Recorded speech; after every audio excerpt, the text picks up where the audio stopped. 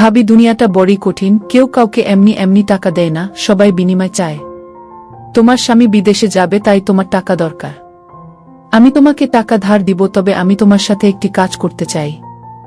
যদি তুমি আমার সাথে কাজ করতে রাজি থাকো তাহলে আমি তোমাকে টাকা দিব। আমার সম্মতি বুঝতে পেরে হঠাৎ দেবর আমাকে ধাক্কা মেরে ফেলে দিল। তারপর দেবর আমার সাথে যা করল তা শুনলে আমি শিওর বলতে পারি তোমাদের দাঁড়িয়ে যাবে এবং তোমরা কাজ করতে বাধ্য হবে। আমার নাম ফারহানা আক্তার বিথি। বয়স 23 বছর।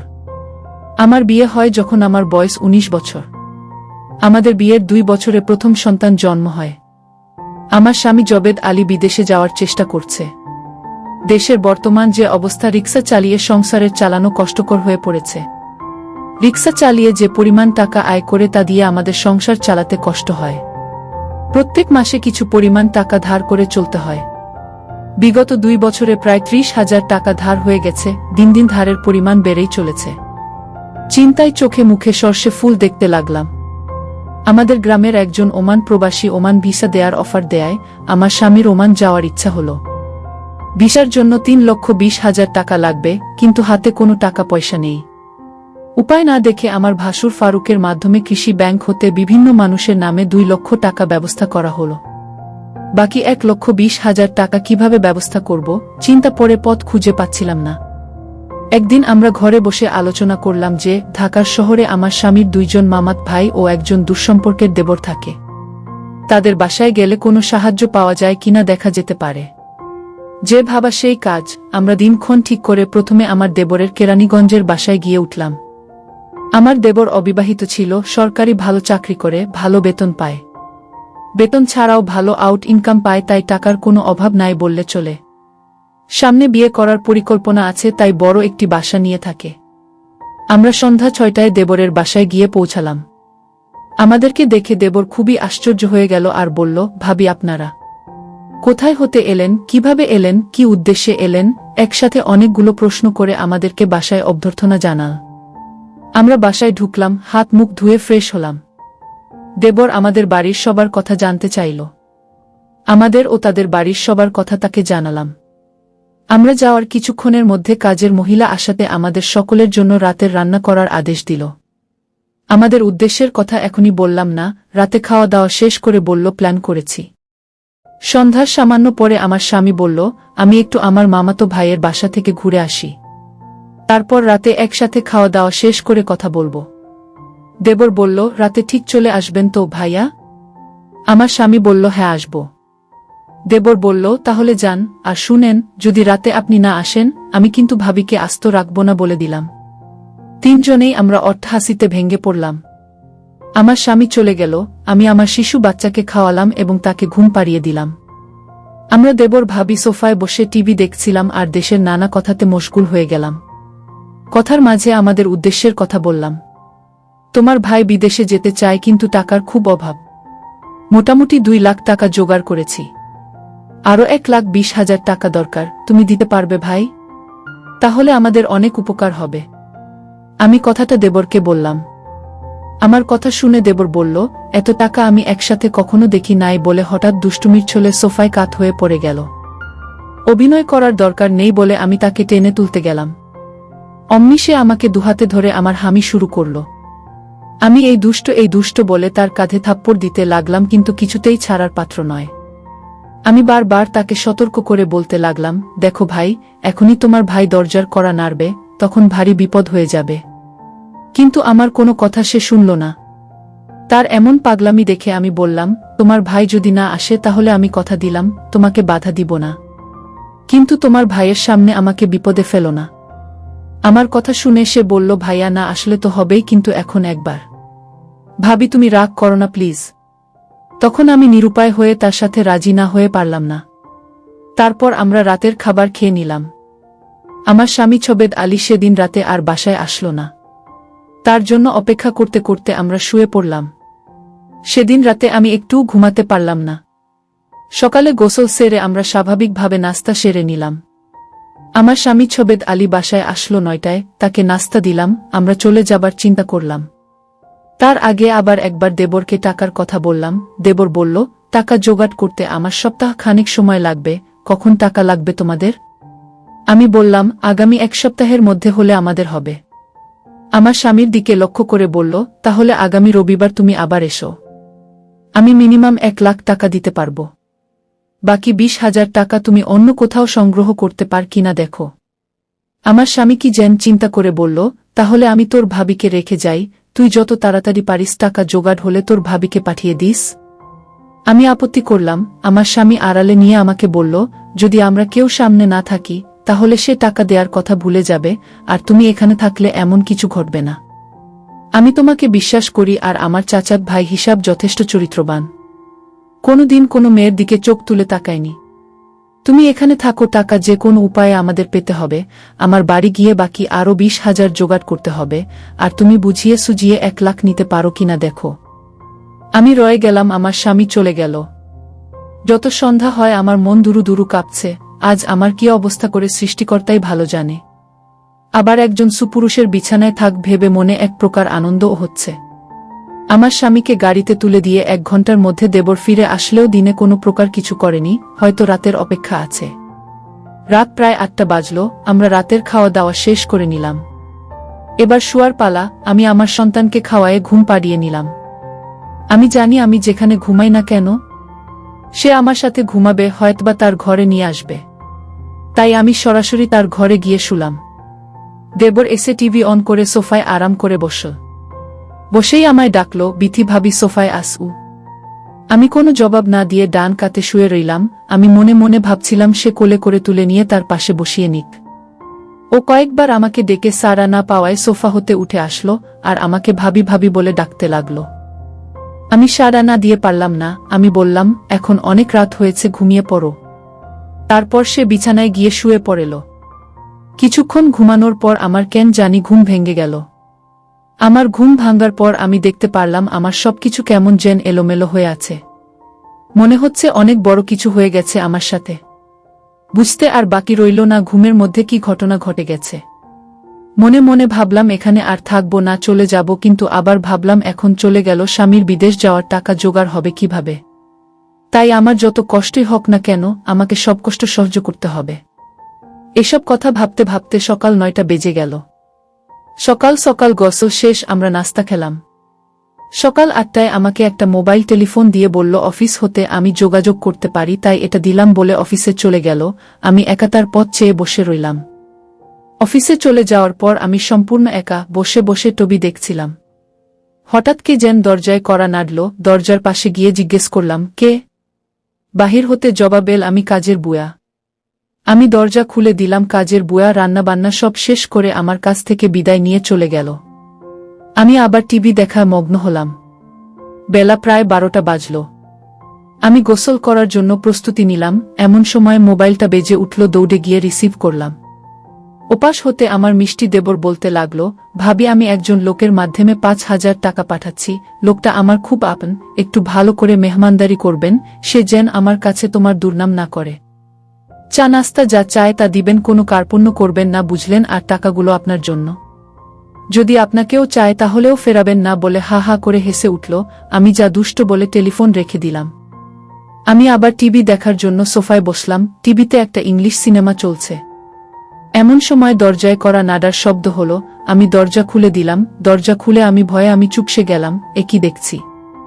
সম্পূর্ণ এক নিগ্রো মানুষ, ভসভসে কালো রং, প্রায় 6 ফুট লম্বা এবং মোটা আকারের লোক, দেখতে দৈত্যের মতো। হাতের আঙ্গুলগুলো যেন আমাদের বাঙালিদের হাতের বাহুর মতো, যেমন লম্বা তেমন সুন্দর। লোকটি বাংলায় বলল, আসতে পারি ভাবি? আমি হেসে বললাম, হ্যাঁ আসুন। লোকটি সরাসরি সোফায় গিয়ে বসল। সামনে এক অপরিচিত লোকের উপস্থিতি আমার একেবারে মনে ছিল না। আমি চা নাস্তা তৈরি করে লোকটিকে দিলাম। সে আমাকে দেখে মুচকি মুচকি হাসছে, আর আমার দিকে কেমন করে চেয়ে রইল। তারপর সেই নিগ্রো লোকটি আমাকে বলল, ভাবি যদি কিছু মনে না করেন আসুন আমরা একটু গল্প করি। আমি বললাম, ঠিক আছে ভাই। আসলে আমারও তার সাথে গল্প করতে ভালোই লাগছিল। এই লোকটা যদি আমার স্বামী হতো, অথবা এই লোকটাকে যদি যেভাবে হুক প্রতিদিন পেতাম, অথবা 2 দিন পর পর পেতাম, অথবা সপ্তাহে একবার পেতাম, কতই না মজা হতো। আসলে এই নিগ্রো লোকটিকে দেখে আমার মাথায় শয়তানি কাজ করছিল। ওই হালার কি শক্তি আছে আজকে আমি দেখতে চাই। আমি দেখতে চাই তারা কেমন পারে। আর তাছাড়া আমার স্বামীটা একেবারেই দুর্বল। তাই তাকে দেখে আমার অনেক ইচ্ছে হলো। আবেগের মোহে পড়ে গেছিলাম তার সাথে। বাবারে বাবা, এত ভয়ঙ্কর তারা! আমি কোনোরকমে আমার জান নিয়ে ফিরছিলাম। মনে হচ্ছিল একটা পাহাড়ের উপর চাপা পড়ে গেছিলাম। সে তার কাজ করে আমার হাতে 5,000 টাকা দিয়ে দিল। আমার মেহমানদারি তার নাকি বেশ ভালো লেগেছে। কিন্তু সে চলে যাওয়ার সময় আমার কান্না চলে আসলো। সে বলল, কেঁদে না, সম্ভব হলে আমি আবার একবার আসব। তার চলে যাওয়ার পথে আমি এক দৃষ্টিতে চেয়ে রইলাম। ভাবলাম সে যদি আমাকে তার সাথে নিয়ে নিত। বিকাল বেলায় আমার দেবর অফিস হতে ফিরে এসে লোকটির কথা জানতে চাইল টাকা দিয়েছে কিনা। আমি বললাম হ্যাঁ দিয়েছে। আমার দেবর আশ্চর্য হয়ে আবার জানতে চাইল তাহলে দিয়েছে? আমায় বললাম হ্যাঁ দিয়েছে, এতে আশ্চর্য হওয়ার কি আছে? আমার দেবর হেসে উঠে বলল, এমনি এমনি দেয়ার কথা ছিল না। আমি কোনো কথা না বলে চুপ করে রইলাম। আমার নীরবতায় সে যা বুঝার বুঝে গেল। দেবর বলল, ভাবি, দুনিয়াটা বড়ই কঠিন। কেউ কাউকে এমনি এমনি টাকা দিতে চায় না, সবাই বিনিময় চায়। সে আমাকে ধারে এ টাকা দিয়েছে, যথাসময়ে এগুলো ফেরত দিতে হবে।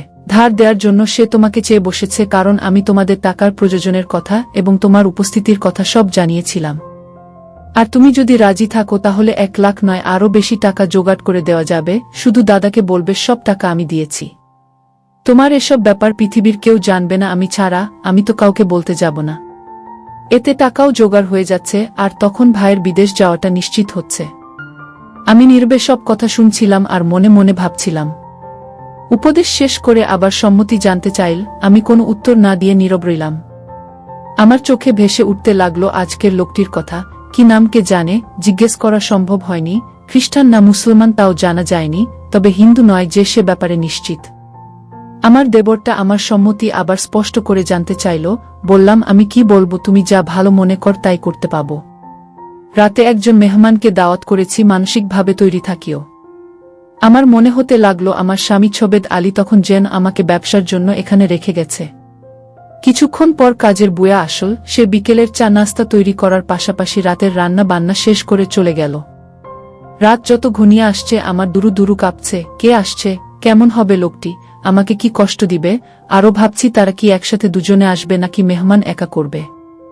মনের ভিতর একটা চঞ্চলতা কাজ করতে লাগল। আজ আমার দেবরের মধ্যে আমাকে নিয়ে কোনো আগ্রহ লক্ষণই দেখতে পাচ্ছি না। সম্ভবত রাতের মেহমানের জন্য আমাকে ফ্রি রাখতে চাচ্ছে। রাত 8টা বাজলে আমি দেবরকে বললাম, খেয়ে নেবে না, মেহমানের জন্য অপেক্ষা করবে? বলল, না, মেহমান খেয়ে আসবে, চল আমরা খেয়ে নিই। আমরা খেয়ে নিলাম। আমরা বসে বসে টিভি দেখছি। প্রায় রাত 10টা। দরজায় খটখট আওয়াজ শুনলাম। বুঝলাম মেহমান এসে গেছে।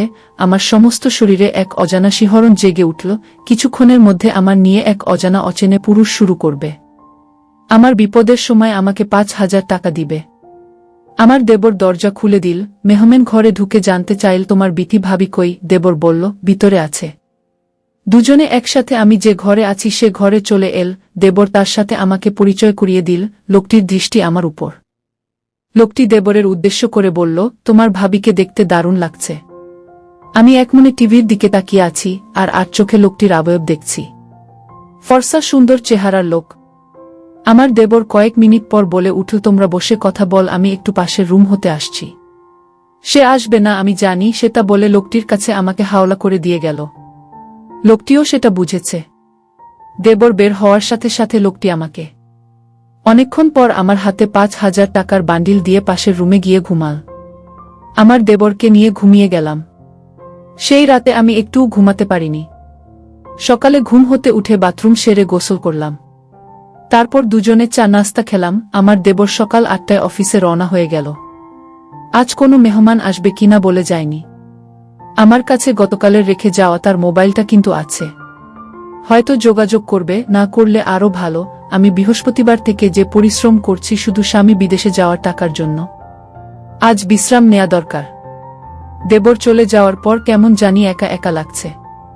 বুয়া আসল। দরজায় কল করার সাথে সাথে আমি গিয়ে খুলে দিলাম। বুয়া তার কাজ ঘন্টা দেড়েকের মধ্যে শেষ করে চলে গেল। আমি আবার একা হয়ে গেলাম। ঘরের দরজার খিল মেরে দিয়ে শুয়ে রইলাম। আজ কদিনের সব ঘটনা ভাবতে ভাবতে তন্দ্রা এসে গেল। হঠাৎ মনে হল দরজা খুলে কেং যেন প্রবেশ করছে। ভাবলাম আমার দেবরটা হয়তো আজ তাড়াতাড়ি ফিরে এসেছে, তাই শুয়া হতে উঠলাম না। দেবরের সাথে ছলনা ও দুষ্টুমি করার জন্য ঘুমের ভান ধরে পড়ে রইলাম। মনে মনে ভাবলাম সে আমায় না জাগিয়ে নিশ্চয় আমার সাথে দুষ্টুমি করবে। দেবর ঘরে ঢুকে দরজা বন্ধ করে দিল, আস্তে এক পা দুপা করে আমার ঘরে প্রবেশ করল। আমি আজ প্রতিজ্ঞা করলাম যতক্ষণ তার আমার শেষ না হয় ততক্ষণ আমি চোখ খুলব না। দেবরটা আমার ঘরে ঢুকে কোনো কথা বলল না। সবশেষে যখন বুঝতে পারলাম সে আমার দেবর না, তখন মনে মনে নিজেকে ধিক্কার দিলাম। ছিছি, একজন অচেনা মানুষ আমাকে বিনা বাধায় এমন করল, আর আমিও। আমি জিজ্ঞেস করলাম, আপনাকে কে পাঠিয়েছে? বলল, আমাকে কেউ পাঠায় নাই। আমি তোমাদের সকল কর্মকাণ্ড জানি এবং দেখেছি। আমি পাশের বাসায় থাকি এবং এ ঘরগুলোর মালিক। বাসা হতে বের হবার সময় দেখলাম তোমার দরজাটা ফাঁকা লাগাওনি। আমি ঢুকলাম, তোমাকে দেখে লোভ সামলাতে পারলাম না। তবে এত সহজ তোমাকে যে পাবো ভাবি নাই। আচ্ছা বলতো, আমার জায়গায় তুমি কাকে ভেবেছিলে? বললাম, আমার দেবরকে। সে বলল, তুমি এখানে এসে একাজে লিপ্ত হলে কেন? জবাবে বললাম, আমার স্বামী বিদেশে যাওয়ার জন্য 1,20,000 টাকা ধার চাইতে এসেছিলাম। টাকা জোগাড়ের কথা বলে আমার দেবর আমাকে রেখে দেয়, আর বিভিন্ন লোক আসে এবং যাওয়ার সময় 5,000 টাকা দিয়ে যায়। এ পর্যন্ত 15,000 টাকা জোগাড় হয়েছে। আমি সত্যিকারে এমন নই, স্বামীর মঙ্গল এবং দেবরের অনুরোধে এমনটা করেছি। তোমার কি আপন দেবর?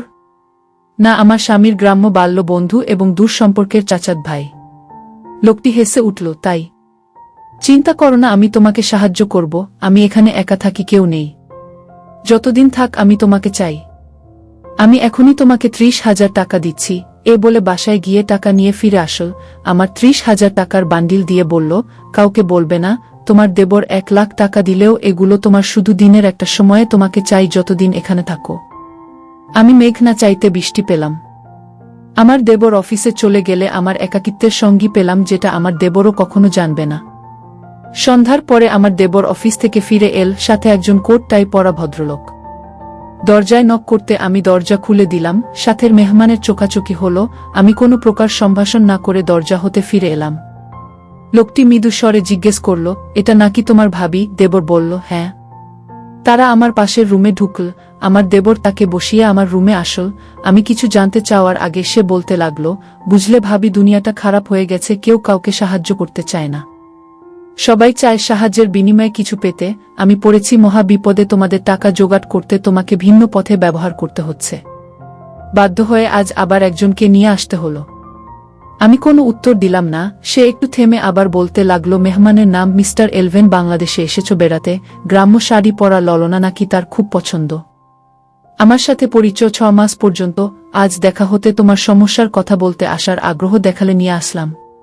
আমি শুধু বললাম, মেহমানকে কি খাওয়াবে? বলল, সে বিষয়ে তুমি চিন্তা করো না, আমি হোটেল থেকে নিয়ে আসব। তুমি খেয়ে নাও, আমরা দুজনে একসাথে খাব। সে কাপড় বদলে পাশের রুমে চলে গেল। সে ফাঁকে আমি খেয়ে নিলাম। রাত 8:30 বেজে গেল। দেবর এলভেনের জন্য খাবার আনতে বের হলো। সে বের হবার সাথে সাথে লোকটি ঘরে প্রবেশ করল, সরাসরি আমার পাশের সোফায় বসে গেল। আমি একটু লজ্জাবনতভাবে উঠে দাঁড়িয়ে তাকে বসার জন্য অনুরোধ করলাম। সে বসে আমাকে তার পাশে বসতে বলল। আমাদের বাংলাদেশিদের চেয়ে বিদেশিরা অনেক স্মার্ট, ওদের তুলনায় আমার স্বামী কিছুই না। সবশেষে সে যখন চলে যাবে, সে আমাকে 10,000 টাকা হাতে ধরিয়ে দিল। এভাবে আমার 1,20,000 টাকা জোগাড় হয়ে গেলে দেবরকে বললাম, আমি চলে যেতে চাই। দেবর না বলল না। তারপরের দিন সকালে আমায় বাসে তুলে দিলে আমি বাড়ি চলে এলাম। কয়েকদিন পর আমার স্বামী বিদেশে চলে গেল। এখন আমাদের সংসারে কোনো অভাব নেই। স্বামী মাস থেকে যে পরিমাণ টাকা পাঠায় তাতে আমাদের সংসার চলে, অনেক টাকা বেঁচে।